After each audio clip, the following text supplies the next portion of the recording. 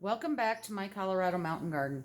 And today I'm going to be pruning most of my peppers. I have these two in here so I can show you an example of pruning. You do not have to prune your pepper plants. Pruning causes the plant to bush and it also gives it a stronger stem. But if you don't want to prune, you don't have to. You will get higher yields if you prune because you'll have more branches. So it'll look drastic, but don't worry. I try to use a smaller pair of scissors, and I sterilize these with alcohol. And then because I have so many peppers, and once these get going, sometimes it's hard to tell whether I've pruned them or not. I just use a marker and put a P on the label so I know it's been pruned. So I'm going to try and keep this. I'm going to move the chimeo off over the ears. And so the goal is to keep at least 4 big leaves. And I have already cut my cotyledons off. If you have your cotyledons on, do not count them. They are not true leaves. All right. So I hope you can see this. So I've got 1, 2, 3, 4. This one I'm actually going to leave 6 on. I'm going to leave these, I don't know if you can see those upper ones, this one and that one. And I'm going to take it off right there.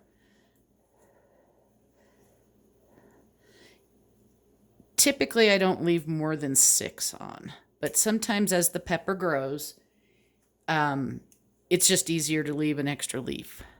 So you can see that looks pretty drastic, but don't worry about it. In somewhere between 3 to 6 days, these will start shooting out more leaves, and which is basically going to be a branch, and the stem will even get darker and it'll start getting fatter. In 3 to 6 days, we won't see the stem getting fatter, but it does help. Now, the chimeos are already pretty bushy, so I'm not going to worry about these little leaves down here. Those aren't going to be a part of my count. So I've got 1, 2, 3, 4. Again, I think I'm just going to come in right up here on top, and we're going to leave 6. And this is one of the ones, I don't know if you can see, that had started blooming or forming blooms. So bring this up, just cut that right off. And then I just put the pepper leaves in my composter. But we'll come back in a few days and I'll show you some pictures of the new growth coming out and everything like that.